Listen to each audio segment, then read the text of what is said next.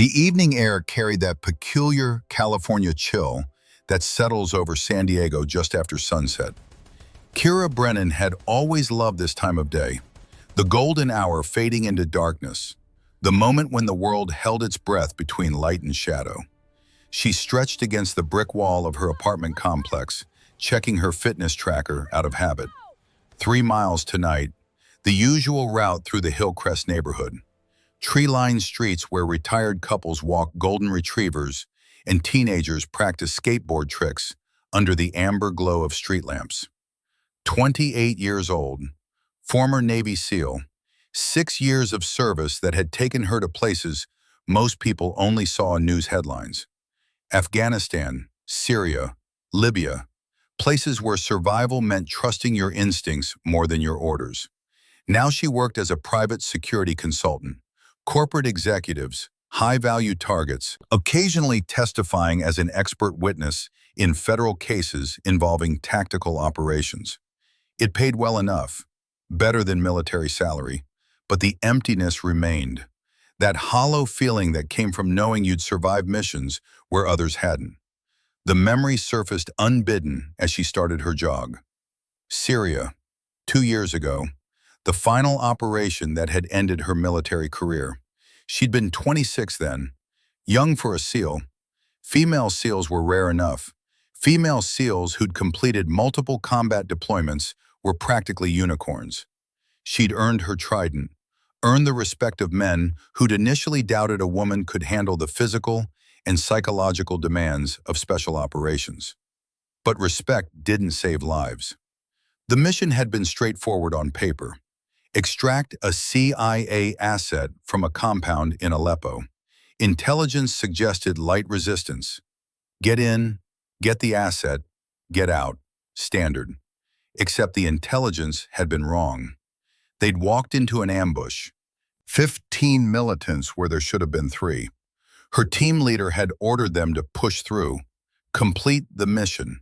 The asset's intelligence was too valuable to lose. Kira had hesitated, something in her gut screaming that they should abort, fall back, call for air support, but she'd followed orders, because that's what SEALs did. 2 men died in that compound, Martinez and Jackson, good men, fathers, husbands. They died because she'd swallowed her instincts and followed a command she knew was wrong. The asset had survived. The mission was technically successful. Kira had received a commendation. She'd requested discharge 2 weeks later. Her sneakers hit the pavement in a steady rhythm now. Left, right, left, right. The mechanical repetition helped quiet the memories. Her breathing controlled, her senses automatically scanning her surroundings, even in this quiet suburban neighborhood. Old habits from military service. Situational awareness wasn't paranoia, it was survival. She noticed the sedan on Pine Avenue, dark blue, maybe black in the fading light, tinted windows, engine running, parked at an angle that provided clear sightlines of the intersection while maintaining access to multiple escape routes. Professional positioning. Kira filed it away, made a mental note of the license plate, continued running. Could be nothing. Could be someone waiting for a friend. Could be a cheating spouse conducting surveillance. Could be something else. 3 blocks later, the sedan was behind her, moving slowly, maintaining distance, stopping when she stopped at traffic lights, accelerating when she picked up pace. Definitely something else. Kira's heart rate increased, not from physical exertion, from the rush of adrenaline that came with confirmed threat assessment. She took an unexpected right turn onto a residential side street, testing, confirming. 30 seconds later, the sedan made the same turn. No coincidence. This was deliberate. This was targeted. Her mind shifted into tactical mode. The same cold calculation that had kept her alive through 6 years of combat operations. Escape routes, potential weapons, defensive positions. The quiet street offered limited options, but she spotted an alley between 2 houses. Cover if needed. She continued running, not faster, not slower. Didn't want to signal that she detected the surveillance. Let them think she was oblivious. Let them get confident. Overconfidence led to mistakes. Through her peripheral vision, she tracked the vehicle. Sedan accelerating slightly, moving closer. The professional distance shrinking. They were about to make their move. Kira reached for her phone, then cursed silently. She'd left it at her apartment. Rushed out for the evening run without grabbing it from the charger. For the first time in years, she was completely isolated. No backup, no communication. The sedan's engine grew louder. She could see two silhouettes in the front seats. Large, male, moving with the coordinated precision of trained operatives. This wasn't random street crime. This was professional. The vehicle suddenly accelerated, pulled alongside her. Passenger door flying open before the sedan had completely stopped. Two men jumped out with practiced efficiency that told Kira everything she needed to know. Military or law enforcement background. Coordinated operation, not opportunistic criminals. The first man was massive, 6'4" at least, 250 pounds of muscle packed into dark, tactical clothing, moving with fluid precision despite his size. Former military. The way he positioned his body, the way his right hand rested near his waistband. Armed. The second man was smaller, maybe 5'10", lean, but carried himself with the same professional demeanor. They positioned themselves to cut off her escape routes, demonstrating tactical awareness that made Kira's blood run cold. They'd trained for this, rehearsed it. This wasn't their first abduction. "Don't run, lady." The larger man's voice carried an accent, Eastern European, Russian, or Ukrainian. "We just want to talk." His tone contradicted his words. The underlying threat was clear. Kira stopped running, turned to face them. Her breathing controlled, despite the adrenaline flooding her system. She quickly assessed their positioning.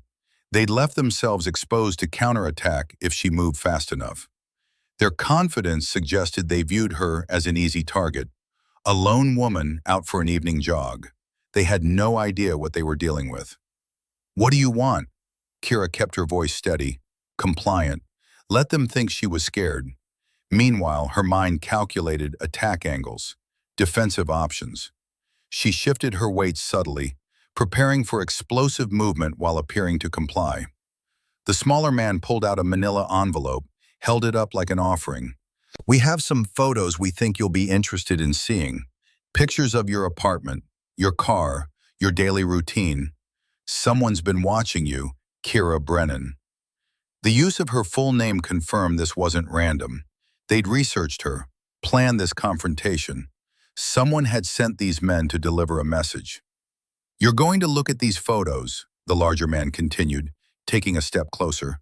"And then you're going to listen very carefully to what we have to say. Someone wants to have a conversation with you, and they're not the type of person who accepts no for an answer."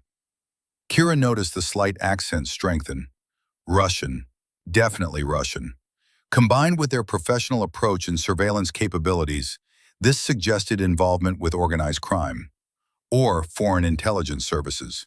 Either possibility meant these men wouldn't hesitate to use lethal force. "I'm not getting in any car with you," Kira said firmly. She noted that the sedan's engine was still running. A third person remained in the driver's seat. If she had to engage, she'd be fighting three opponents. Not ideal odds. The smaller man laughed. No humor in the sound. "You don't understand the situation you're in. This isn't a request. Our employer has invested considerable time and money tracking you down. They're not interested in your convenience." As he spoke, the larger man moved closer. Now within arm's reach, Kira could see the outline of a pistol under his jacket. She noticed he favored his left leg slightly. Old injury. Combat wound, probably. Could be exploited in close quarters. Last chance to cooperate voluntarily. The man's hand moved toward his jacket. "Our employer prefers to handle these situations diplomatically, but they've authorized us to use alternative methods if necessary." Kira's training kicked in. She recognized the signs. The conversation was about to turn violent. She shifted her stance imperceptibly, preparing to strike while maintaining the appearance of a frightened civilian. These men had made a critical error. They'd underestimated her capabilities based on her appearance. A petite woman in running gear, easy target. They were about to learn why that assumption was fatal. The larger man's hand emerged from his jacket holding a black pistol. He pointed it directly at Kira's chest. Finger on the trigger guard, professional grip. But his stance was casual, confident. He believed the weapon had eliminated any resistance. "You're coming with us right now," he said. "Walk to the car slowly. Keep your hands visible. Don't try anything stupid." "I understand." Kira raised her hands slightly, took a small step forward. To the men, it appeared she was complying with their demands, submitting to the threat. In reality, she was moving into optimal striking distance. The smaller man walked toward the sedan to open the rear door. Confident his partner had the situation under control, the larger man relaxed slightly, believing the display of the weapon had eliminated any resistance. Neither man realized they were about to discover why threatening a Navy SEAL was one of the worst tactical decisions they could have made. Kira took another step forward, now close enough to strike. The larger man's pistol was pointed at her chest, but his grip was casual rather than combat-ready. His attention divided between watching her and monitoring his partner's movement toward the car. In that moment of divided attention, Kira made her move. 6 years of elite training had taught her that the first few seconds of any engagement determine the outcome. Speed, precision, overwhelming violence of action. These principles had kept her alive through countless dangerous missions. These men were about to learn those lessons the hard way. Kira's movement was explosive, practiced, a technique drilled thousands of times until it became muscle memory. Her left hand grabbed the gunman's wrist, fingers locking around the joint. Her right elbow drove into his solar plexus with calculated force. The impact expelled air from his lungs, forced him to double over. More importantly, it angled the pistol away from her body. The weapon was now pointing at empty air instead of her chest. Before he could recover, Kira twisted his wrist, applied a joint lock in a direction nature never intended. The technique sent waves of excruciating pain up his arm. His nervous system responded automatically. His grip on the pistol involuntarily released. The weapon clattered to the pavement. The entire disarmament took less than 2 seconds. The smaller man spun around at the sound of his partner's grunt of pain. His hand reached for his own weapon. But Kira was already moving. She drove her knee into the larger man's face as he bent forward. The impact produced a sickening crack. Broken nose at minimum. Possibly fractured cheekbone. He screamed, blood streaming from his shattered nose. Kira used the falling man's body as a shield, rolled behind him as the second gunman cleared his pistol from its holster. The bullet intended for her struck his partner in the shoulder instead. The wounded man's scream intensified. He collapsed completely, blood spreading across his tactical shirt. Kira scooped up the first pistol, dove behind a parked car as the second gunman fired again. The bullet shattered the vehicle's rear window, glass fragments raining down around her. She could hear him moving, trying to get an angle for a clear shot, breathing heavily, his professional composure completely shattered. "You crazy bitch!" he shouted, his voice cracking. "Do you have any idea who you're messing with?" Kira remained silent, used her ears to track his position while scanning for tactical advantages. The residential street offered limited cover, but she noticed a fire hydrant that could provide protection if she could reach it. More importantly, she could hear sirens in the distance. Someone had heard the gunshots, called the police. The attacker's window of opportunity was rapidly closing. The driver of the sedan had exited the vehicle. Now she faced 2 opponents with weapons. She was outnumbered. But armed with the pistol she'd taken from the first attacker, she checked the weapon. Glock 19, full magazine, professional equipment. These weren't street criminals. They were trained operatives. Kira chambered around, prepared to engage multiple targets simultaneously. "Listen carefully," she called out. Her voice carried the authority of someone accustomed to command. "I'm a former Navy SEAL with 6 years of combat experience. Your partner is bleeding and needs medical attention. Walk away now and nobody else gets hurt." The response was immediate. Gunfire from both remaining attackers. Bullets sparked off the car's metal body, shattered more windows. They were rattled, shooting wildly. Professional discipline abandoned. Kira waited for a pause in their firing, then popped up, sent 2 precise shots toward the second gunman's position. Her training took over. Muscle memory, breath control, sight picture, trigger squeeze. Both rounds found their target. The man cried out, stumbled backward, clutching his leg. Not a fatal wound, but enough to take him out of the fight. The driver immediately took cover behind the sedan, his confidence clearly shaken. He'd watched his 2 partners neutralized in less than a minute by a lone woman. The tactical situation had deteriorated beyond salvage. "This isn't over," the driver shouted. "You have no idea what you've just started." Kira could hear him dragging the wounded second gunman toward the car. The sirens were getting closer. He was going to attempt an escape rather than continue the engagement. She heard car doors slamming, the sedan's engine revving, the sound of squealing tires as they fled the scene. Kira remained in cover until the vehicle noise faded, then carefully approached the wounded man lying on the ground. He was unconscious but breathing. Shoulder wound bleeding steadily but not arterial. He'd survive if he received medical attention quickly. She retrieved the manila envelope the men had mentioned, quickly examined its contents while keeping one eye on the street for potential threats. Inside were surveillance photos, just as they described, her apartment building from multiple angles, her car in various locations, her daily routines documented with precision. Someone had been watching her for weeks, documenting her patterns, identifying vulnerabilities. The final photo made her blood run cold. It was old, black and white, grainy, dated 1993 based on the style and quality. The image showed 2 men standing in what appeared to be ruins, desert landscape, Middle Eastern architecture. One man was younger, American military uniform, clean cut, professional. The other man was Eastern European, older, wearing what looked like Soviet-era tactical gear. Written on the back of the photo in red ink was a message. The Nightfall Protocol was never closed. 31 years. Time to pay. Below that, another line. Tell Harrigan his ghosts have returned. Kira stared at the name. Harrigan. She knew that name. Everyone in the SEAL community knew that name. Colonel Thaddeus Harrigan. Retired. Legendary status among Special Operations personnel. Gulf War veteran. Mogadishu. Multiple classified operations. A career that spanned 3 decades of American military interventions. But Kira knew Harrigan for a different reason. A more personal reason that made her hands shake as she held the old photograph.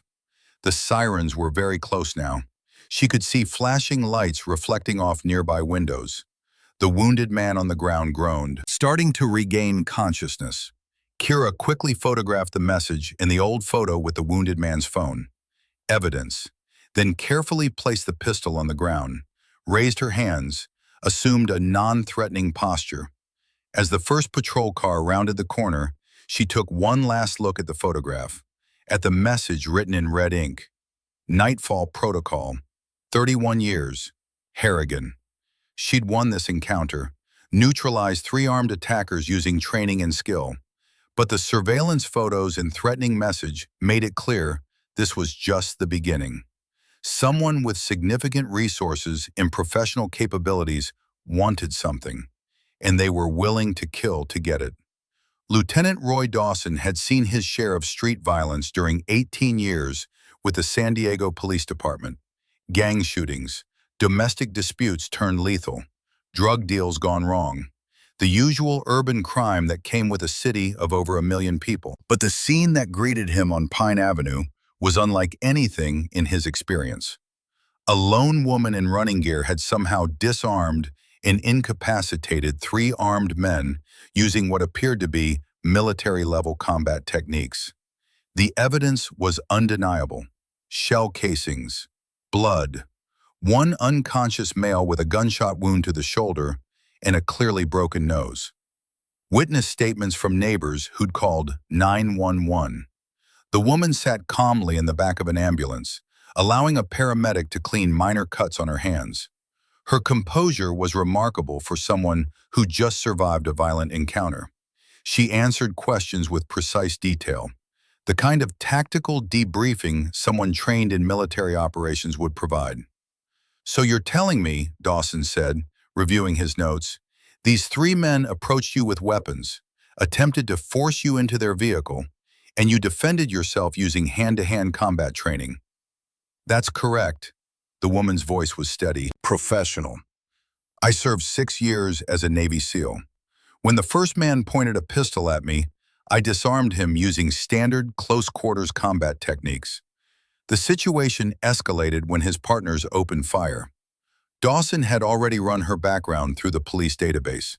Kira Brennan, 28 years old, honorable discharge from the Navy. Military record was impressive but heavily classified. Most details redacted except for commendation records. Purple Heart, Bronze Star with Valor, Navy Cross. This was no ordinary civilian.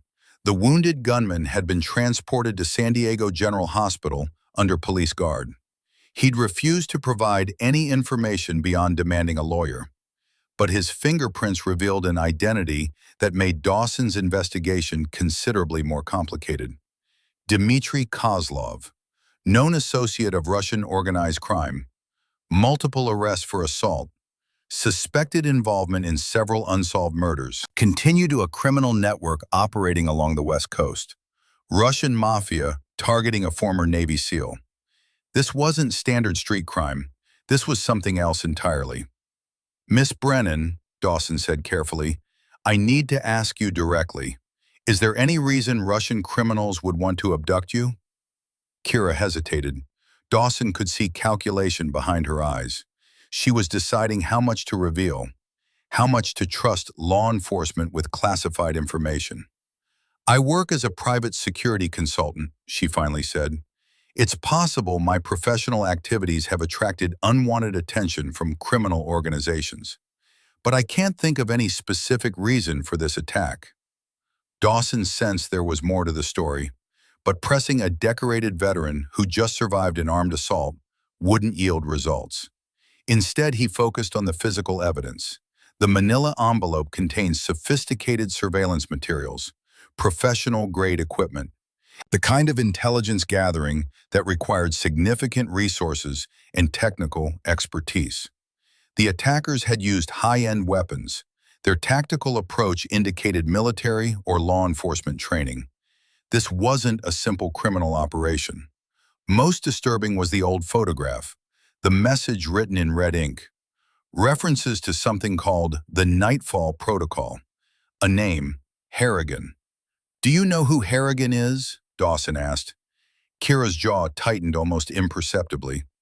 "Colonel Thaddeus Harrigan, retired SEAL commander, but I don't know why these men would mention him." Another lie, or at least an incomplete truth. Dawson could read it in her body language, but he decided not to push. "Not yet." "We're going to need you to stay available for follow-up questions," Dawson said, handing her his business card. "In the meantime, I'd strongly recommend taking additional security precautions.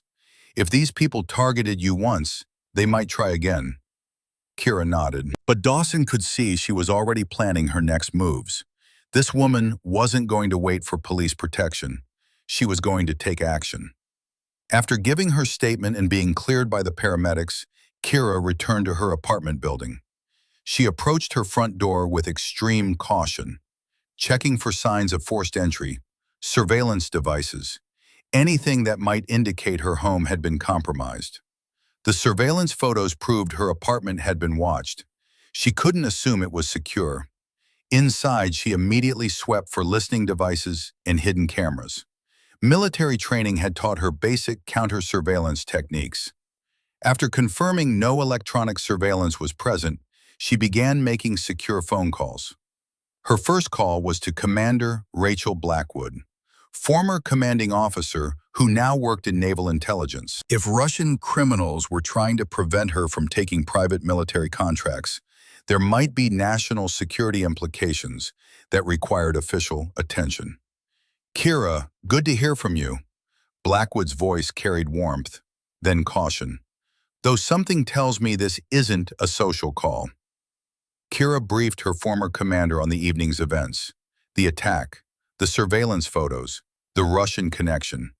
Most importantly, the message about Nightfall Protocol and Harrigan. Blackwood listened without interruption, asked pointed questions about the surveillance materials and tactical approach used by the attackers. "This sounds like it goes beyond simple criminal activity," Blackwood concluded.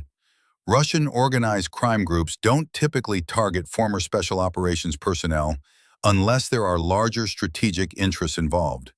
And that reference to Nightfall Protocol, that's concerning." "What is Nightfall Protocol?" Kira asked. Silence on the line. Then Blackwood's voice, more careful now. "Classified operation, early 90s, Mogadishu. That's all I can tell you over an unsecured line. But Kira, if someone's dredging up that operation after 31 years, this is serious. You need to talk to Harrigan directly." "Why Harrigan?" "Because he led that operation. And whatever happened in Mogadishu, it's apparently not finished." After ending the call, Kira sat in her darkened apartment, the weight of Blackwood's words settling over her like a suffocating blanket. Harrigan, Mogadishu, Nightfall Protocol. She'd avoided thinking about Harrigan for 28 years, avoided the questions that had haunted her childhood, the lies she'd been told about her mother's death. Kira walked to her bedroom, opened the locked drawer in her nightstand. Inside was a small box she rarely looked at, didn't want to look at. The box contained everything she had of her mother. Jenna Brennan, Corporal, United States Navy, died in a training accident in 1993. That's what they'd told Kira's grandparents, what they'd told everyone. A tragic training accident. Happens sometimes in military service. Classified details. Sorry for your loss. But Kira had never believed it. She'd been born in November 1993, 3 months premature. Emergency C-section after her mother died. The trauma had triggered early labor. Kira had spent her first 2 months in NICU while her grandparents processed the loss of their daughter. Kira opened the box. Inside was her mother's service photo. Young, 27 years old, dark hair pulled back, strong features, determined eyes. She'd been assigned to a SEAL support unit, unusual for women in 1993, but Jenna had been exceptional. A sharpshooter, top marks in every qualification. Also in the box, the folded American flag from Jenna's funeral, a few personal effects, and one item that had always seemed out of place, a classified operations patch, the kind SEAL teams used for covert missions. No official insignia, just a number, 93-447, and a single word, Mogadishu. Kira had found this patch among her mother's belongings when her grandmother passed away 5 years ago. She'd never understood what it meant, why her mother would have a classified operations patch if she died in a training accident. Now, holding the old photograph from the attackers, she understood. The message had said 31 years. 2024 minus 31 equals 1993. The year her mother died. The year of Mogadishu. The year of Nightfall Protocol. Her mother hadn't died in a training accident. She died on a classified operation. In Somalia. On a mission led by Thaddeus Harrigan. And someone from that operation had just tried to abduct Kira to send Harrigan a message. Kira's hands shook as she held the two items side by side. The surveillance photo from tonight, the classified patch from her mother's belongings, both pointing to the same conclusion. Her mother's death was connected to Nightfall Protocol. Harrigan knew what happened, had probably known for 31 years. And now someone wanted revenge.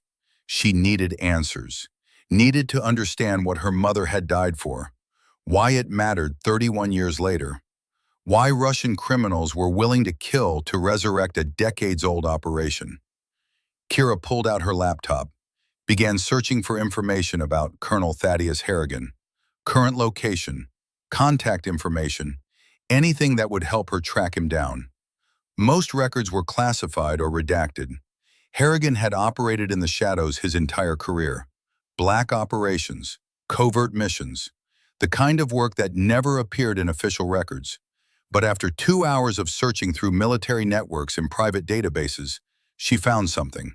A property record in Wyoming, purchased in 2010 under a shell company. But the property taxes were paid by a trust connected to Harrigan's service number. A ranch, isolated, 30 miles from the nearest town. Perfect place for a retired operator who wanted privacy. Perfect place to disappear. Kira booked a flight to Wyoming. Leaving at 6 a.m., she packed a go-bag, included weapons, her personal sidearm, backup magazines, basic tactical gear. She didn't know what she was walking into, but she'd learned long ago to prepare for worst-case scenarios. Before leaving, she looked one more time at her mother's photograph, at the young woman who died before Kira took her first breath, who'd sacrificed everything for a classified mission that was apparently still claiming lives 3 decades later. "I'm going to find out what happened to you," Kira whispered to the photo. "I'm going to learn the truth, even if Harrigan doesn't want to tell it." She placed the photo back in the box, but kept the classified operations patch, put it in her pocket, a reminder of why she was doing this. Her mother had died for Nightfall Protocol. Now, 31 years later, someone wanted to finish what that operation had started. And Kira was apparently the key to drawing Harrigan out of retirement. The only question was whether she was walking toward answers or into another ambush. The flight to Wyoming took 4 hours. Kira spent the time reviewing everything she could find about 1993 Mogadishu operations. Most information was still classified, but declassified documents mentioned multiple American military operations in Somalia during that period. The Battle of Mogadishu in October 1993 was well documented. Black Hawk Down, Rangers and Delta Force. 18 Americans killed in a single day of urban combat, a military disaster that had shaped American foreign policy for decades. But there had been other operations, smaller missions, classified insertions, SEAL teams conducting reconnaissance and direct action missions before and after the famous battle. Nightfall Protocol wasn't mentioned in any declassified document, which meant it was either so sensitive it remained buried, or it had been officially erased from the record. Kira rented a car at the airport, drove north into increasingly isolated terrain. Wyoming in late September was beautiful in a harsh way. Mountains in the distance, vast stretches of open land, the kind of place where you could see someone coming from miles away, the kind of place a paranoid operator would choose for retirement. Harrigan's ranch was exactly what she expected, 30 miles from the nearest town, accessed by a dirt road that wound through private property. No neighbors, no cell reception, complete isolation. The ranch house itself was modest, single-story, wood and stone construction. But Kira's tactical eye immediately noted the defensive preparations. Clear fields of fire in all directions, reinforced doors and windows, security cameras poorly disguised as wildlife observation equipment. This wasn't just a retirement home. This was a fortified position. She parked her rental car at the edge of the property. Visible, non-threatening, hands clearly visible as she approached the house on foot. She'd learned in military service that surprising armed veterans in their own territory was an excellent way to get shot. Before she'd walked 30 yards, a voice called out from the house. "That's far enough." The voice was gravelly, aged, but carried unmistakable authority. The voice of someone who'd spent decades giving orders and having them followed without question. "Colonel Harrigan," Kira called back. "My name is Kira Brennan. I need to talk to you about Nightfall Protocol. Silence. Then the sound of a door opening. A man emerged from the house, moved with the careful precision of someone whose body had been through decades of hard use, but whose mind remained sharp. Colonel Thaddeus Harrigan was 68 years old, but looked simultaneously younger and older. His body was lean and hard, maintained through constant physical training, but his face showed the weight of those years.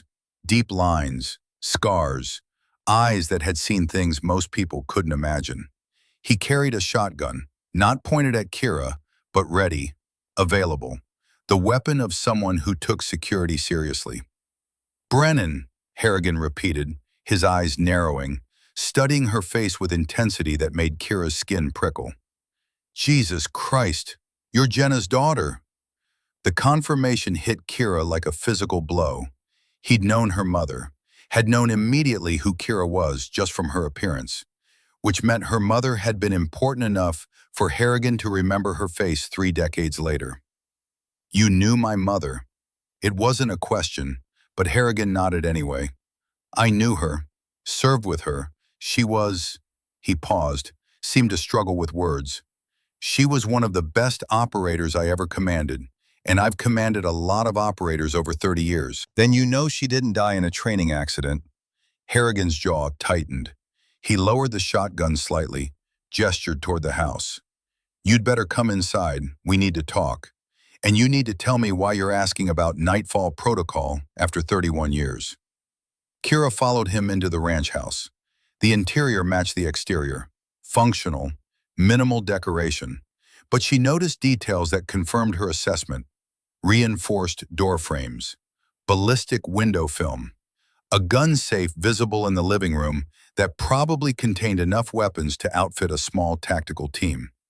Harrigan set the shotgun against the wall, but within easy reach. Old habits. Just Harrigan now, he said, pouring himself a whiskey. Or Bull, if you knew me in the old days. Most people called me that. Coffee? He offered. Information, Kira replied.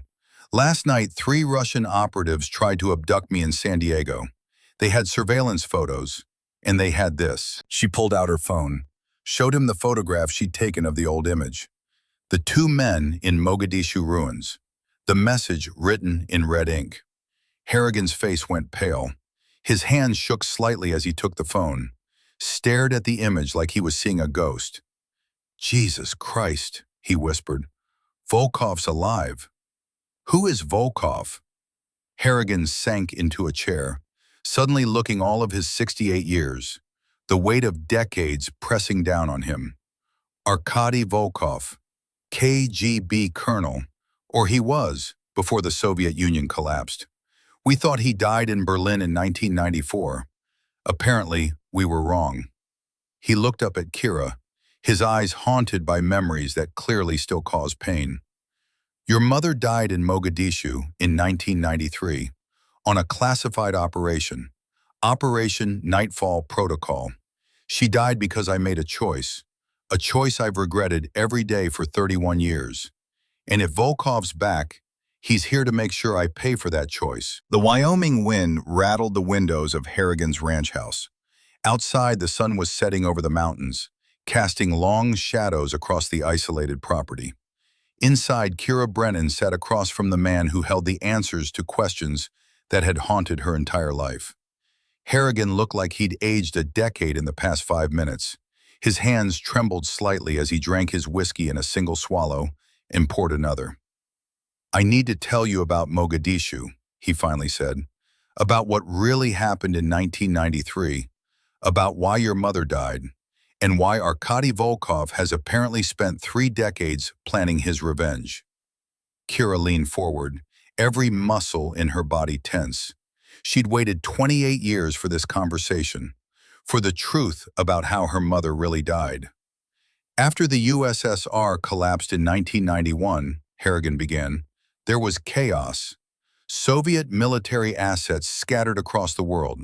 Weapons, intelligence, billions of dollars in equipment just disappeared. Criminal organizations, warlords, whoever could grab it first. He stared at his whiskey glass like it held answers.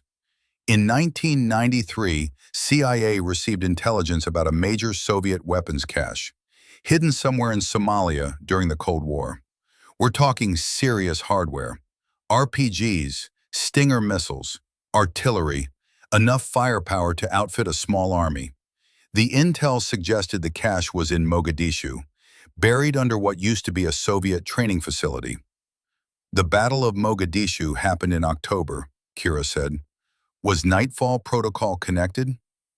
We deployed 2 months before the famous battle, August 1993.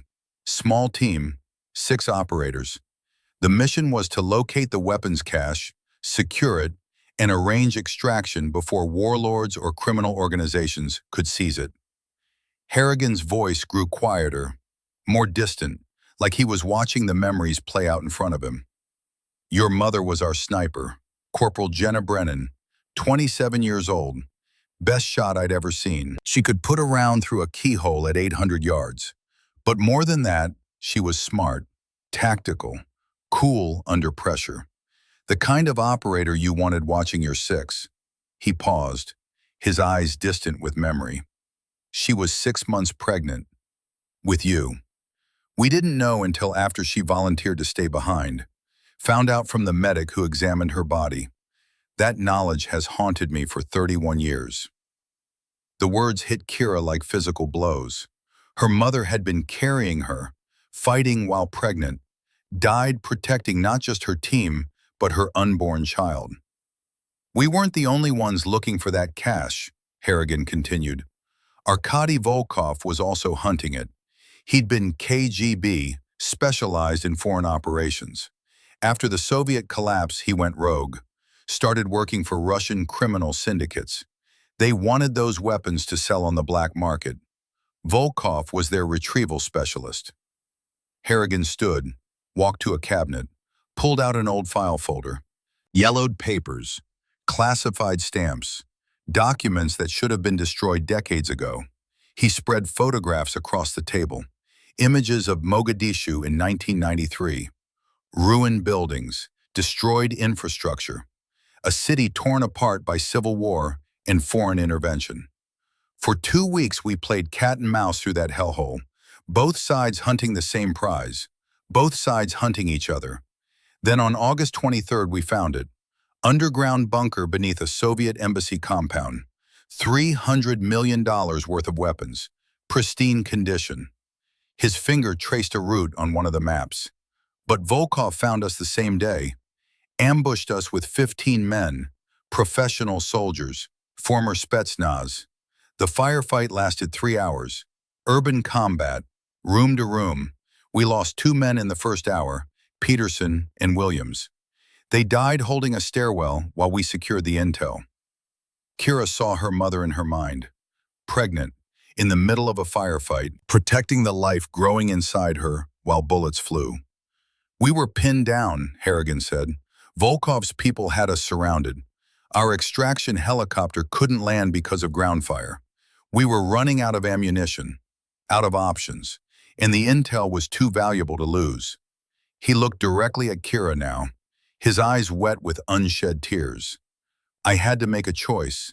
Try to save everyone and probably lose the team plus the intel, or get the intel out and leave someone behind to cover the extraction.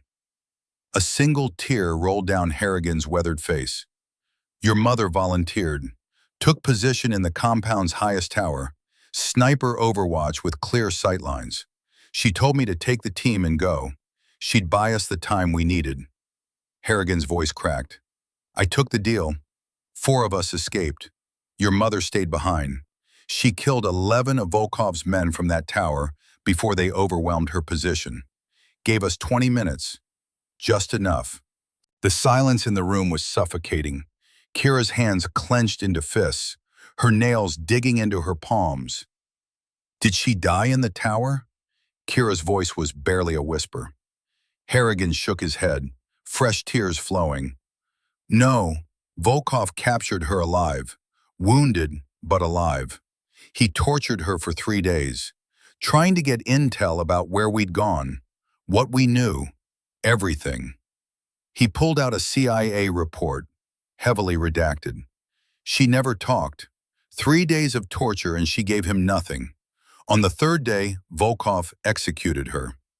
He slid a final photograph across the table. Grainy surveillance image. Jenna's body in Mogadishu rubble. Volkov sent this to CIA headquarters with a message. He swore he'd hunt me for the rest of his life, that he'd take everything I loved and destroy it. Harrigan wiped his face. 6 months later, we heard Volkov was killed in Berlin, shot during a weapons deal. We thought it was over. For 31 years, I thought I was safe. He gestured at Kira's phone. Apparently, he faked his death, spent 3 decades planning, and now he's back, coming after me through you, through Jenna's daughter. Kira sat motionless, processing. Her entire life had been shaped by events before she was born. Her mother hadn't died in a training accident. She'd died a hero, protecting her team, protecting American interests, protecting the daughter she'd never meet. There's something else, Harrigan said quietly, something that makes this worse. He pulled out a recent document, a construction permit dated 2019, for a liquefied natural gas terminal in Nevada. The weapons cache your mother died protecting? After we secured the intel, CIA couldn't officially seize Soviet weapons on foreign soil. Too many complications, so they made them disappear, transported to the United States, buried in a classified location. An old Army weapons testing range in Nevada, contaminated site, officially closed. Perfect hiding place. Kira's tactical mind connected the dots. And someone built a gas terminal on top of it. Sentinel Security, private military contractor. They purchased the land in 2018, built one of the largest LNG terminals in the western United States, started operations in 2020. The terminal sits directly above where we buried those weapons. Harrigan's voice was grim. Volkov waited, planned. He knew the weapons were in Nevada, probably tracked the shipment in 1993. He waited until civilian infrastructure was built on top, until hundreds of people worked there daily, until destroying it would cause mass casualties. He's going to attack, Kira said. Blow the terminal to reach the weapons, kill hundreds, his revenge for Mogadishu. Not just against me, against America, against everything your mother died for. He's turning her sacrifice into mass murder. Kira's phone buzzed. Message from Marcus Ashford, Sentinel security director who'd contacted her days ago. Need immediate answer on Nevada LNG terminal security position. Credible threat. $2 million annual. Deploy within 48 hours. Yes or no? Kira looked at Harrigan, then at the construction permit, then at the photograph of her mother's body. He knows I've been offered the contract, Kira said. That's why the Russians attacked me. They were warning me off. Because you're Jenna's daughter, Harrigan confirmed. Taking that contract would be like your mother reaching from the grave to stop him. He can't allow it. Kira stood, walked to the window, stared at the darkening Wyoming landscape. She could walk away, decline the contract, live quietly, let someone else handle Volkov's vendetta. But hundreds of innocent people worked at that terminal. Families, people with no idea they stood on a weapons cache, no idea they were targets in a revenge plot older than their careers. And her mother had died protecting American interests, had endured torture rather than compromise her mission, had sacrificed everything, including meeting her daughter. Walking away would make that sacrifice meaningless. I'm taking the contract, Kira said, her voice steady, resolved. I'm going to Nevada. I'm going to protect that terminal, and I'm going to stop Volkov. Harrigan stood, moved with sudden energy. Then I'm coming with you. This is my mess, my choice, my responsibility. No, Kira's voice was firm. Your support, remote coordination, intelligence, but this is my operation, my command. I won't let anyone else die for your ghosts. She pulled out her phone, typed, Yes, I accept. Deploy immediately. My terms: full tactical autonomy. I select my team. No corporate interference. Response came seconds later. Agreed. Report Nevada terminal tomorrow 0800 hours. Threat level critical. Kira turned back to Harrigan.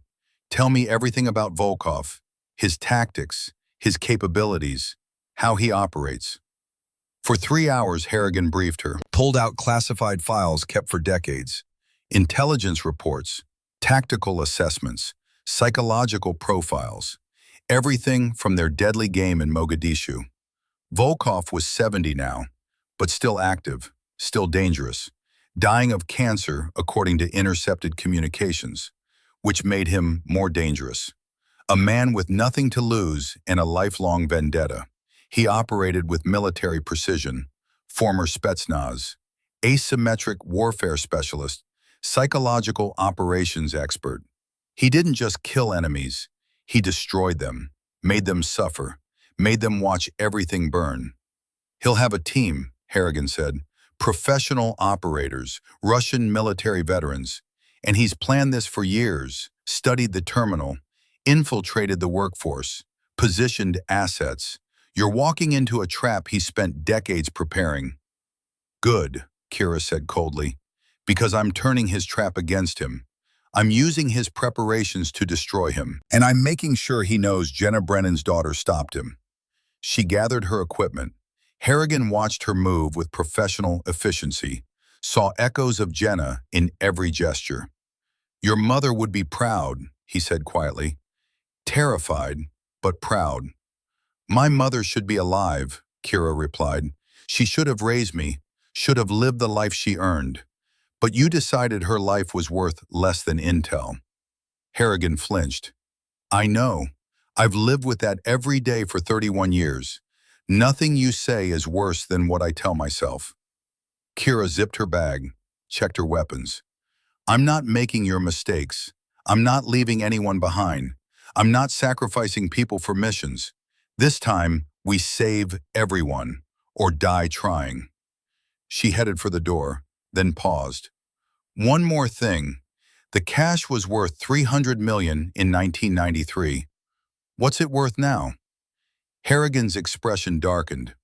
With inflation and black market prices, over $1 billion, enough to fund a small war.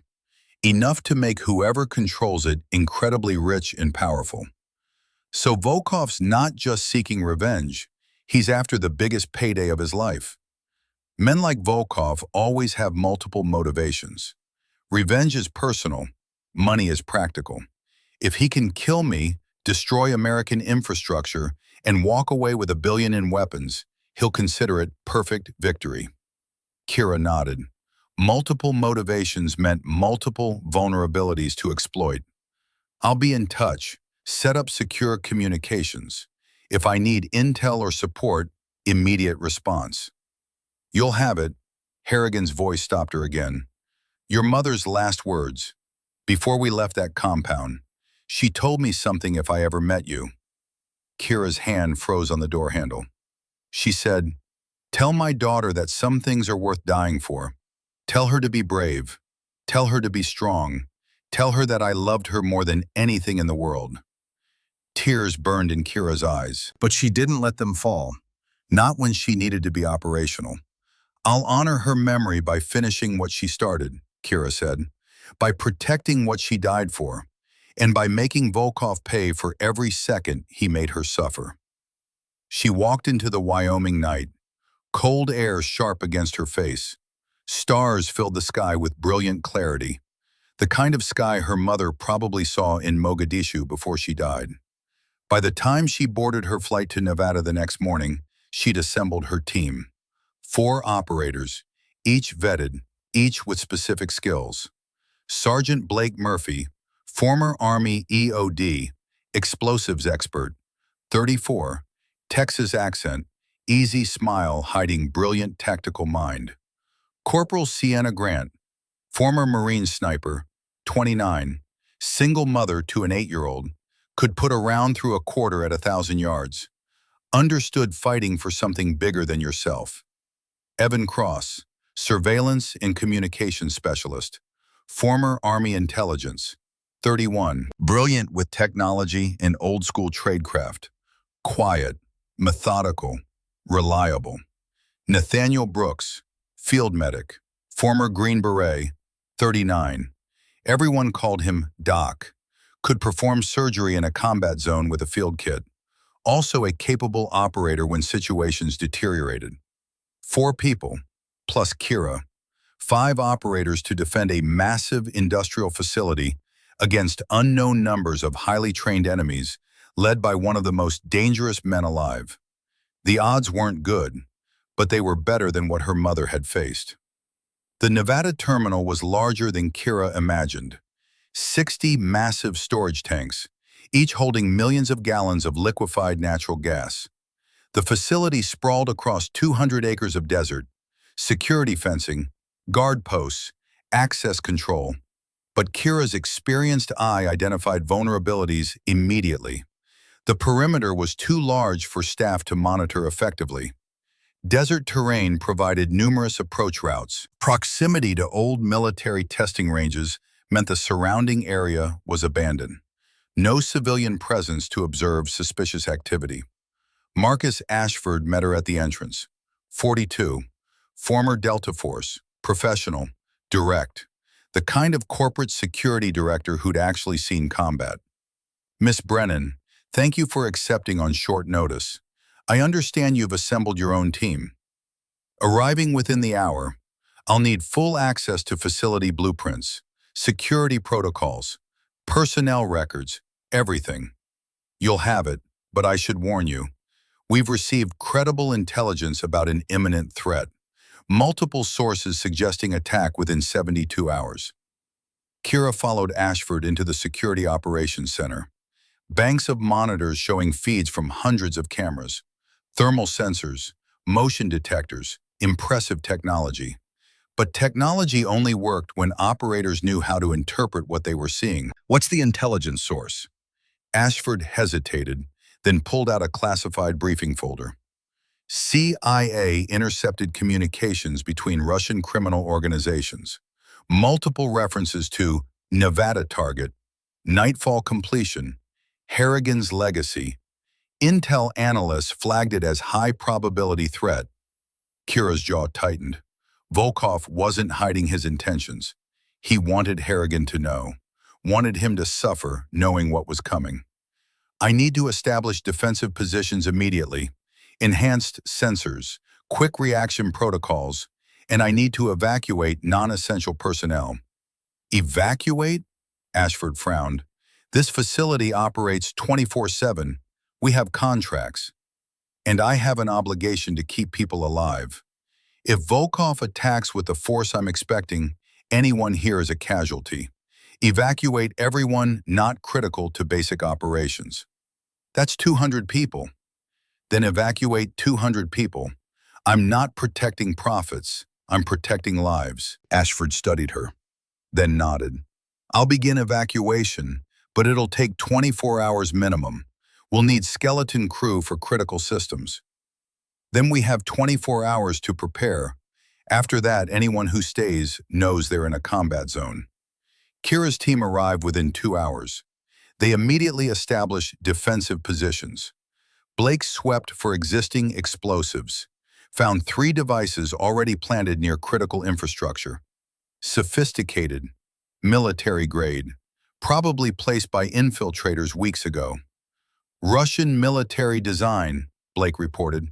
Semtex charges, remote detonation, probably meant to create chaos during main assault. Disarm but leave in place, Kira ordered. I want Volkov thinking his preparations are intact.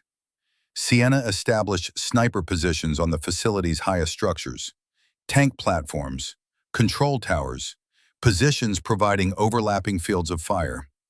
Evan installed additional sensors in cameras, created comprehensive surveillance supplementing existing security. He began monitoring for electronic signatures, drones, radio communications, anything indicating enemy surveillance.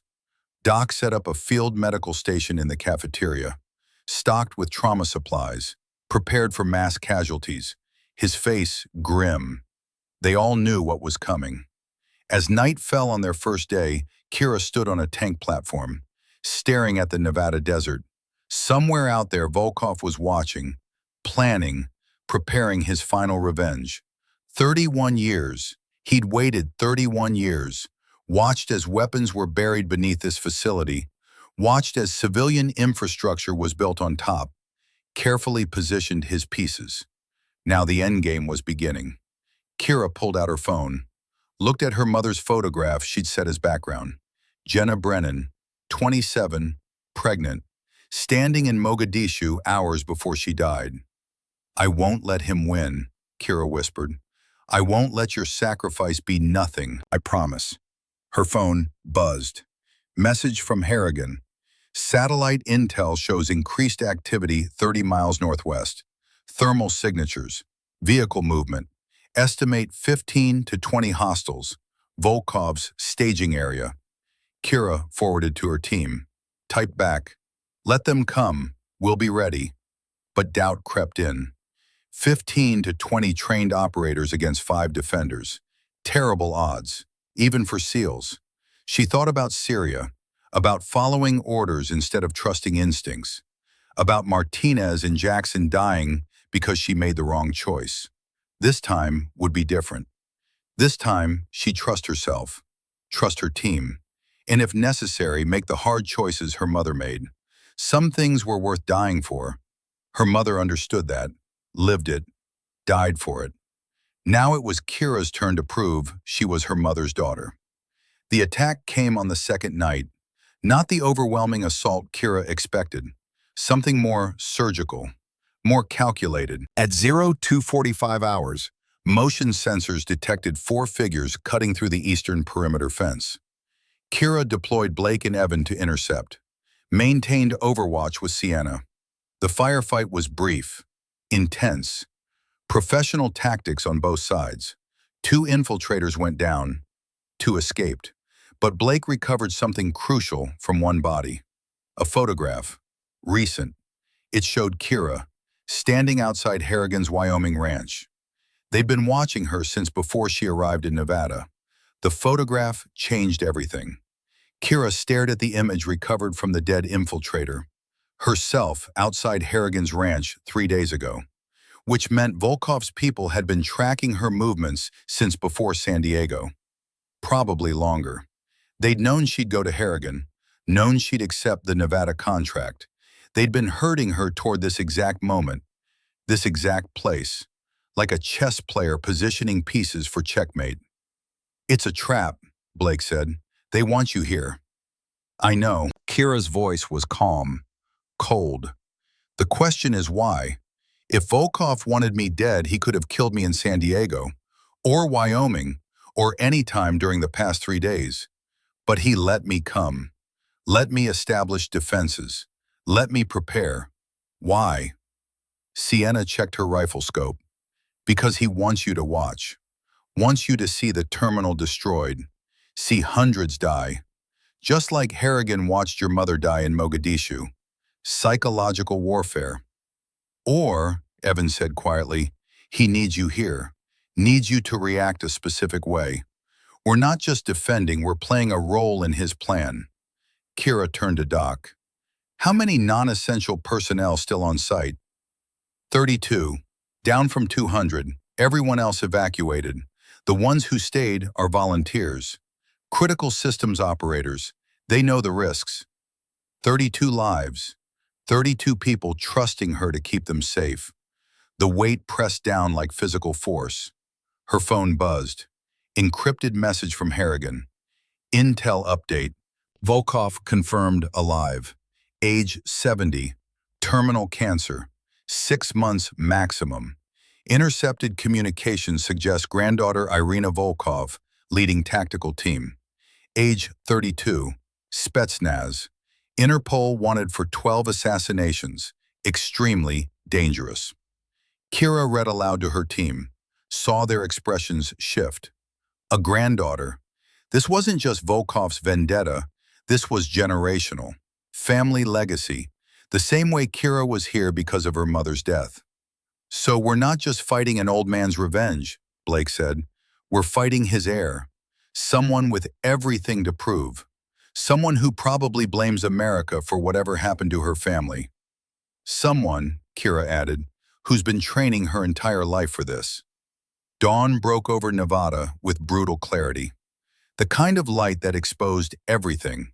No shadows, no hiding, just harsh reality under unforgiving sun. Kira stood in the control room. Monitors displayed feeds from every camera, thermal sensors, motion detectors, the defensive network they'd established. It was impressive, professional, military grade, but she couldn't shake the feeling it wasn't enough. Evans suddenly straightened. Contact, multiple thermal signatures, northwest approach, count 15, 18, 20 hostiles, coordinated formation. Blake activated emergency protocol. Alerts to all personnel, lockdown initiated. The 32 remaining workers retreated to the reinforced bunker in the facility center, designed to withstand everything short of a missile strike. Sienna was already on radio from her sniper position. I have visual, 20 targets, professional tactical formation, heavy weapons. This isn't probing, this is the assault. Kira's mind raced through scenarios. 20 trained operators against 5 defenders. Brutal math. But she'd faced worse in Syria, Afghanistan, dozen other places where American forces were outnumbered. The difference was training, preparation, desperate determination of people fighting for something bigger than themselves. Rules of engagement, Kira transmitted. Fire only on confirmed hostile actions. But once they breach perimeter, eliminate with extreme prejudice. No warnings, no mercy. We protect those 32 people at any cost. Response came simultaneously. Roger that. Kira watched thermal signatures advance. Textbook Russian military tactics, multiple vectors, coordinated movement. They weren't rushing, weren't making mistakes. They knew exactly what they were doing, which meant they drilled this, practiced it, possibly trained on mock-ups of this facility. Volkov had been planning for years, maybe decades. The first explosion came at 6:47 hours, not from the approaching force, from inside the facility. Tank 17, one of Blake's discovered charges that they'd left in place. Someone remotely detonated it despite Blake's disarm attempts. The explosion wasn't large enough to rupture the tank, but it created visible fire, smoke, chaos, emergency alarms blaring. They're creating confusion, Evan reported, drawing attention to fire while they advance. Blake, can you contain it? Negative, chemical fire. Needs specialized foam. If it spreads to tank contents, catastrophic explosion. Kira calculated instantly. Abandon the fire, fall back to defensive positions. If they want that tank to explode, let them think they're succeeding. We focus on the people.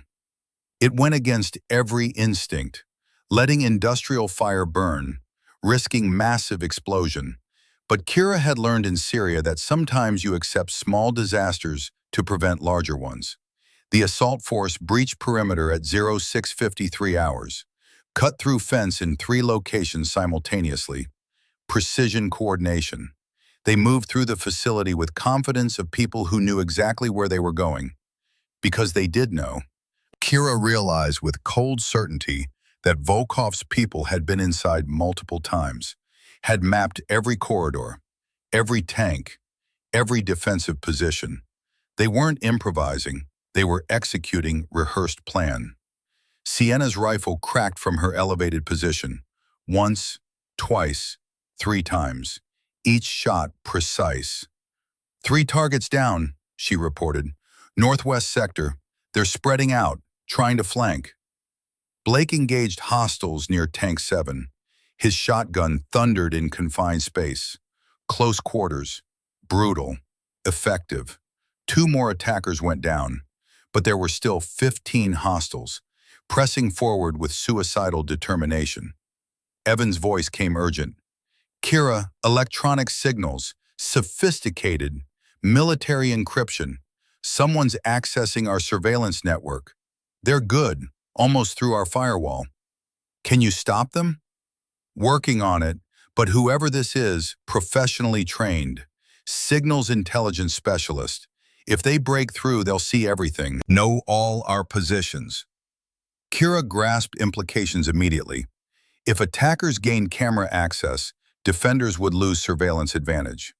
Would be fighting blind while enemy watched. Shut it down, Kira ordered. Completely. Cut the network. We'll fight without cameras rather than give them that advantage. That means we're blind too. I know. Do it anyway. Camera feeds went dark. Both sides operating with limited intelligence. But Kira's team had advantage. They knew this facility, had spent 2 days mapping every corridor, every sightline, every position. Attackers might have blueprints, but Kira's people had lived here. The firefight intensified. Kira moved through the facility with practiced efficiency, her rifle an extension of her body. She engaged 2 hostiles near Tank 12. Both dropped with precision shots. Center mass. Professional. Clean. But she was taking fire from multiple directions. These weren't amateurs, trained soldiers, former military, probably Spetsnaz like Harrigan predicted. Doc's voice crackled. I've got wounded. Blake took shrapnel from grenade. Still operational but needs medical attention within 30 minutes. Can you reach him? Negative. 3 hostiles between us. I'm pinned. Kira made split-second decision. Sienna, cover Doc's movement. I'm going for Blake. She moved through the facility's maze, every sense heightened, listening for footsteps, breathing, subtle sounds indicating enemy presence. She found Blake behind Tank 15, bleeding from left side, shrapnel wounds, painful but not immediately life-threatening. His hands covered in blood but still holding shotgun, still ready. How bad? I'll live, but I'm slower, less mobile. If we move fast, I'm a liability. No one's a liability. We move together or not at all. Blake managed pained smile. That's not what Bull would say. I'm not Bull. She helped Blake to more defensible position, applied quick field dressing. Not perfect care, but enough to keep him functional. As she worked, she heard new sounds. Heavy machinery, moving earth, coming from the facility's southern edge, the area closest to buried Soviet cache. Evan, Kira transmitted, what's happening south perimeter? Static. Then Evan's voice, strained. They brought excavation equipment. They're digging, going straight for cache. This whole assault was cover. Real objective is recovering weapons. Of course, Volkov wasn't just seeking revenge. He wanted the $1 billion in Soviet hardware buried beneath. The assault was distraction. Real operation was archaeological. Military archaeology. Kira's mind raced. If they reached cache, if they excavated and removed those weapons, consequences would extend far beyond Nevada. Those weapons could destabilize regions, fund terrorists, start wars. Her mother died to prevent that, 31 years ago, and now history was repeating. Another Brennan woman standing between Volkov and his prize. All units, Kira transmitted, new priority, south perimeter. Stop that excavation at any cost. Response was immediate. They began repositioning, moving towards southern edge despite continued resistance. But Kira knew this was exactly what Volkov wanted. He deliberately split their attention, forced them to choose between defending facility and stopping excavation. Classic tactics. Create dilemma where every choice leads to partial failure. She reached southern perimeter and saw the operation. Sophisticated, professional, not random digging. They had ground-penetrating radar, precision equipment. They knew exactly where cache was buried, down to the meter.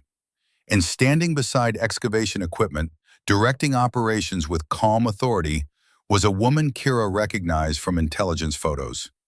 Irina Volkov, 32 years old, dark hair pulled back in tactical ponytail, military fatigues, armed with modern assault rifle.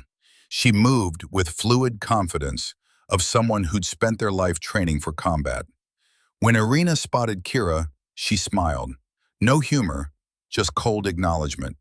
"Kira Brennan," Irina called out in English with slight Russian accent. "Jenna Brennan's daughter. My grandfather told me about you, said you'd come, said you'd be exactly like your mother. Brave, stupid, willing to die for principles." "Your grandfather tortured my mother for 3 days," Kira replied steadily despite rage burning in her chest. "Then executed her in the street like an animal. You proud of that family legacy?" Irina's smile faded. "Your people killed my grandmother, my mother. Drone strike in Chechnya when I was 6. Bad intelligence. Wrong target. The American pilot probably never knew he killed civilians. Just another successful mission report." The words hit Kira like physical blows, because she knew they were true. American military operations had caused civilian casualties. Collateral damage was sanitized term for dead families, dead children, lives destroyed by people following orders. "So this is revenge," Kira said. "Generational revenge. Your family against mine. Does killing me change what happened to your mother?" "No," Irina admitted, "but it balances scales, and recovering these weapons funds operations preventing more American interventions, more civilian deaths, more families destroyed. By becoming weapons dealers, putting military hardware in terrorists' hands, that's your moral high ground?" "There is no moral high ground in war, Brennan. Only winners and losers, survivors and casualties. My grandfather taught me that. Your military service taught you same. We're not different, just on opposite sides." Kira's finger rested on rifle trigger. One shot. She could end this, kill Irina, stop the operation. But Irina wasn't alone. 6 operators with her, all armed, all professionally positioned. If Kira fired, return fire would kill her instantly. And her team was scattered, fighting their own battles. She was alone, outnumbered, outgunned. "I'm giving you choice," Irina said. "Walk away, take your team, leave. We'll recover weapons and destroy terminal. 32 people inside will die, but you'll live. Go home, forget this happened." "You know I can't do that." "Then you die like your mother. Brave, stupid, futile." Irina raised her rifle. Her operators did same. 6 weapons aimed at Kira. No cover nearby, no escape. Execution range. Kira's life didn't flash before her eyes. Instead, she saw her mother, 27, standing in Mogadishu Tower, knowing she'd die, choosing to buy her team 20 minutes at cost of her own life. Some things were worth dying for. Kira raised her rifle. If she'd die, she'd take Irina with her. But before either woman could fire, explosion rocked southern perimeter. Not from excavation, from Tank 17. The fire they'd abandoned had finally reached critical temperature. The tank didn't fully explode, but it vented, released pressurized gas in massive eruption, sending flames hundreds of feet into air. Shockwave knocked everyone to ground, created instant chaos. Kira didn't hesitate, rolled behind excavation equipment, used confusion to reposition. Keyed radio. "All units, south perimeter, now, emergency extraction. Bring everyone." Sienna's rifle spoke first. From elevated position, she could see southern excavation. First shot took down one of Irina's operators. Second hit excavation equipment, destroyed ground-penetrating radar. Blake limped into position. Shotgun roared. Despite wounds, aim was perfect. 2 more of Irina's people went down. Evan arrived from east, Doc from west. Team converged on Irina's position with coordinated precision. Now numbers were more even. 5 defenders against Irina and 3 remaining operators. The firefight was brutal. Close quarters. No room for error. Blake took another hit. Shoulder this time. Doc dragged him to cover while returning fire with sidearm. Sienna's sniper rifle continued deadly work, every shot precise, every shot eliminating threat. But Irina was fighting with desperation of someone who'd spent entire life preparing for this. She moved like water, fluid, impossible to pin. Her return fire forced Kira and Evan to cover. "The excavation," Evan shouted. "They're almost through. 5 more minutes and they reach cache." Kira made decision that would have horrified Harrigan. She broke cover, sprinted directly toward excavation equipment, drew fire from all remaining hostiles, made herself target. Bullets sparked off metal around her. One grazed her arm, another hit her vest. Impact knocked breath away, but armor held. She reached excavation equipment's control panel. Blake had taught her demolition basics. She pulled thermite grenade from vest, used to destroy equipment beyond salvage. Attached it to control system. Activated fuse. 5 seconds. She dove for cover as thermite ignited. Burned at 4,000 degrees. Melted through electronics. Destroyed hydraulics. Made machinery useless scrap. Excavation stopped. Still 20 feet short of buried cache. Irina screamed in rage. Not English, not Russian, something primal.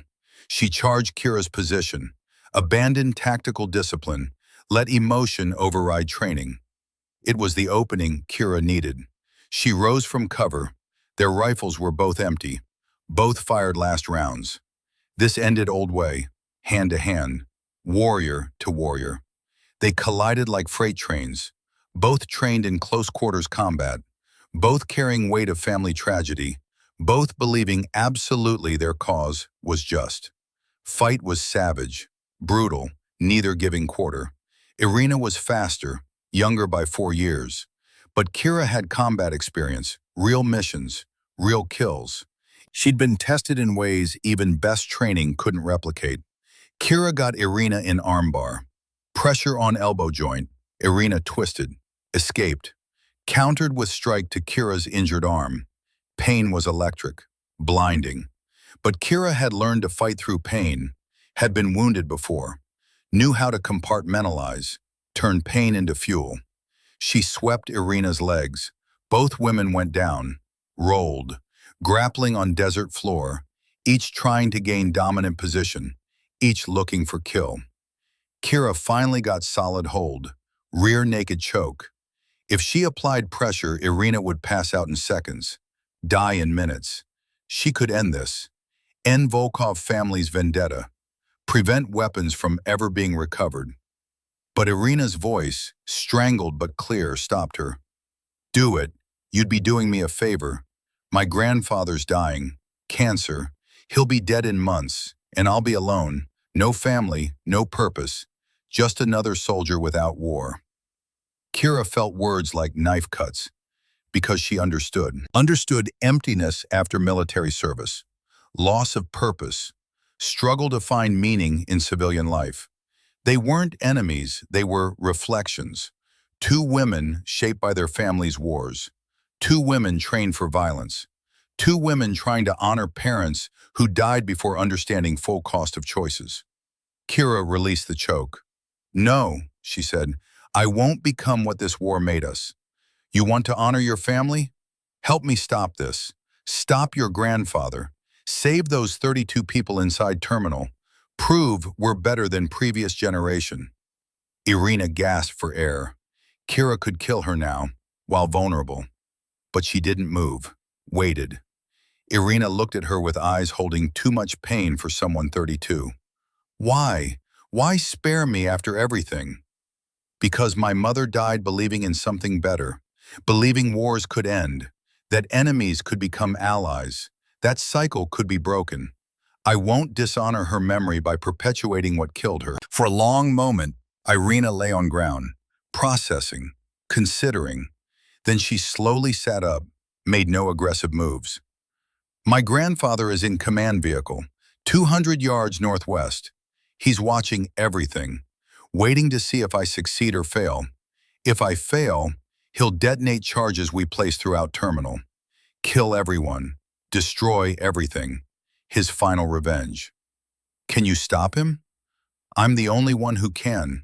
He gave me abort codes, trusted me to complete mission or prevent disaster if we failed. He's dying, sentimental, made poor tactical decisions because of it. Irina pulled out radio. But if I do this, I betray my family, everything I've lived for, everything I am. No, Kira said. You save your family from their worst impulses. You break cycle. Give Volkov name different legacy. Irina's hand trembled on radio. Then she keyed mic. She spoke rapid Russian, too fast for Kira to follow. But she heard tone, heard authority, finality. Irina was calling off attack. Response came in old man's voice. Weak, but filled with venom. More Russian. Argument. Irina responding with increasing volume, increasing conviction. Finally, silence. He refuses to abort, Irina said. He's activating charges manually. We have 12 minutes before simultaneous detonation throughout facility. He says if he can't have victory, he'll have apocalypse. Kira was already moving. Where's his command vehicle? I'll show you. But he's not alone. 4 bodyguards, all veterans, all loyal. They'll die protecting him. Then lead way and pray we're fast enough. They ran. Kira, Irina, former enemies, now temporary allies. Behind them, rest of Kira's team secured excavation site. Confirmed all remaining hostiles neutralized. But real threat wasn't tactical assault. It was one dying old man with nothing left to lose and 12 minutes to destroy everything. Command vehicle was exactly where Irina said. Modified RV, armored.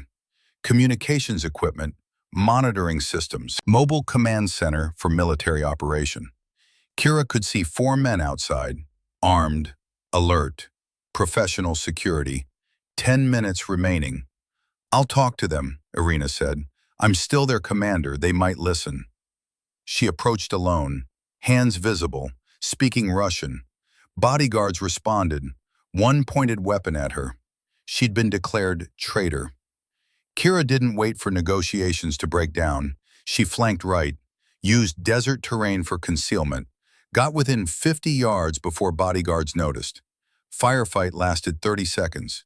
Kira's first shot dropped the lead guard. Second and third dropped his companions before they could react. Irina killed fourth despite being unarmed. Used one guard's weapon against him. 7 minutes remaining. Kira and Irina breached vehicle together. Final bodyguard died trying to prevent them from reaching interior command section. And there, surrounded by monitors and communication equipment, sat Arkady Volkov. 70 years old, gaunt, ravaged by cancer. Oxygen tubes in nose. But his eyes were sharp, intelligent, filled with hate that survives decades. Irina, he said in English for Kira's benefit, you betray me, betray your grandmother, your mother, our family's honor. No, grandfather, I honor them by ending this, by stopping cycle of revenge that's destroyed our family. Volkov's hand rested on detonator, simple button. One press and charges throughout terminal would explode. 32 people dead, millions in damage. His final middle finger to America and Harrigan. You killed my family, Volkov said looking at Kira. Your people, your military, drone strike in Chechnya. They said targeting terrorists, but it was my daughter's home. My grandson was there, 4 years old, burned alive. Kira felt words like physical blows, because she knew American military operations had caused such tragedies, had probably caused dozens, hundreds. I'm sorry, she said, meaning it. I'm sorry your family died. Sorry wars create casualties. Sorry we're all caught in cycles of violence that started before we were born. Sorry doesn't bring them back. No, but more killing doesn't either. Your grandson is still dead. My mother is still dead. How many more families have to be destroyed before we say enough? Volkov's finger tensed on detonator button. 5 minutes. Grandfather, Irina said softly, please, let it end. You taught me to be strong, to be brave. Now I'm teaching you to be wise, to choose life over death, legacy over revenge. I'm dying anyway, cancer, 6 months maximum. Then die having done something good. Die having saved lives instead of taking them. Give our family different story. 4 minutes. Volkov looked at his granddaughter, at Kira, at monitors showing terminal facility where 32 innocent people waited unknowing in security bunker. His hand trembled on detonator. 3 minutes. Your mother, he said to Kira, Jenna, she was brave. I tortured her 3 days. She never broke, never told me what I wanted. I hated her, but I respected her. She died protecting something she believed in. She died protecting people, Kira corrected, just like I'm trying to do now, just like Irina is trying to do. We can honor our parents by being better than their wars. 2 minutes. Volkov's eyes were wet. Whether from emotion or physical pain of cancer, Kira couldn't tell. I'm tired, old man said. So tired. 31 years. All for nothing. Weapons will never be recovered. Terminal will continue operating. America continues. And I die having accomplished nothing but creating more orphans. No, Irina said. You can accomplish one final thing, the thing that matters most. You can choose mercy. 1 minute, Volkov looked at detonator, then at his granddaughter, then at Kira. Tell Harrigan, he said. Tell him I forgive him. Tell him after 31 years I understand choice he made. Because I'm making same choice now. Choosing life over revenge. It doesn't make pain less, but it makes it bearable. He removed his hand from detonator, set it gently on console. 30 seconds. Then he reached to another control, entered code, disarmed charges remotely. Terminal was safe. 32 people would survive. Weapons cache would remain buried. Volkov slumped in chair. I'm done. Take me. Do whatever you want. I have no fight left. Kira called for emergency services, medical evacuation, law enforcement. Operation was over. Sun was fully above horizon now, morning in Nevada, the kind of clear desert morning that felt like rebirth. Kira stood outside command vehicle, watching as federal agents arrested surviving attackers, as paramedics treated wounded, as facility slowly returned to normal operations. Her team gathered around her. Blake with arm in sling, Doc exhausted but satisfied, Evan already documenting everything for official reports, Sienna on phone with her daughter, promising she'd be home soon. They'd done it. Against terrible odds, they protected facility, saved 32 lives, prevented terrorist attack, stopped $1 billion in weapons from reaching black market. Irina emerged from command vehicle. Federal agents immediately placed her in restraints. She'd testified against her grandfather, provided abort codes, but she was still wanted by Interpol, still responsible for 12 assassinations. As they led her away, she caught Kira's eye, nodded once. Respect between warriors, understanding between women shaped by their families' wars. Kira hoped Irina would get chance to build different life, to find purpose beyond revenge, to break cycle. She pulled out her phone, called Harrigan. It's over, she said when he answered. Volkov's in custody, terminal is secure, no casualties among workers. Harrigan's voice was thick with emotion. Your mother would be proud. You finished what she started, protected what she died for. But you did it better, without sacrifice, without leaving anyone behind. I had good teacher. She taught me some things are worth dying for, but also that real courage is in living, in carrying weight, in choosing mercy over revenge. After ending call, Kira walked to southern perimeter, where excavation had almost reached buried weapons cache, where her final confrontation with Irina had taken place. She pulled out her mother's classified operations patch, the one marked Mogadishu 93-447. For 31 years, this patch represented mystery, pain, Unanswered questions about how her mother really died. Now it represented something else. Legacy, sacrifice, belief that wars could end, that cycles could be broken, that enemies could become allies. Kira knelt in desert sand, dug small hole with her hands, placed patch inside, covered it. "I finished your mission, Mom," she whispered. "Weapons stay buried, people stay safe, and I didn't let revenge make me into something you wouldn't recognize.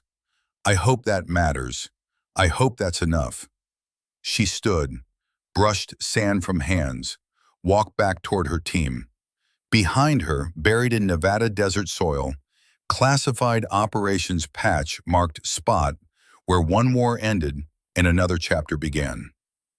3 weeks later, Kira received letter, forwarded through multiple secure channels, no return address. But she recognized Irina's handwriting from intelligence files. Letter was brief.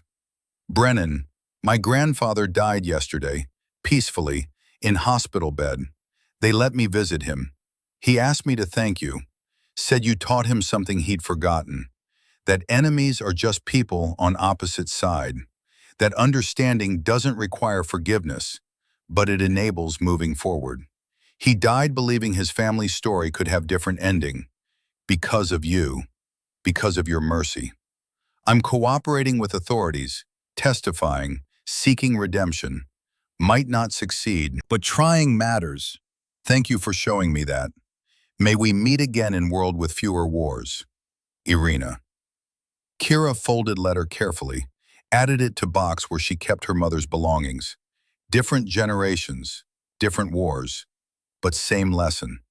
That courage wasn't just fighting, it was also choosing when not to fight, choosing mercy, choosing to break cycles instead of perpetuate them. Her phone rang. Marcus Ashford, new contract offer. "Alaska Pipeline Security," he said. "Sabotage threats from environmental extremists. High-risk assignment. Your team interested?" Kira looked at Blake, Sienna, Evan, and Doc. They were gathered in her apartment, pizza and beer, celebrating survival, planning next moves. "What do you think?" she asked them. "Ready for Alaska?" They looked at each other, grinned. These people had bled together, fought together, trusted each other with their lives. "Always," Sienna said. Others nodded agreement. "We're in," Kira told Ashford, "but same terms, full tactical autonomy. We protect people, not profits. Lives over contracts.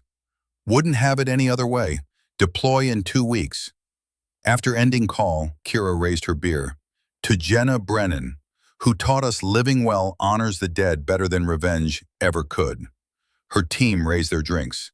"To Jenna Brennan." Outside Kira's window, San Diego stretched into evening. Somewhere in this city, other veterans were struggling with their own ghosts, their own guilt, their own questions about whether sacrifices mattered.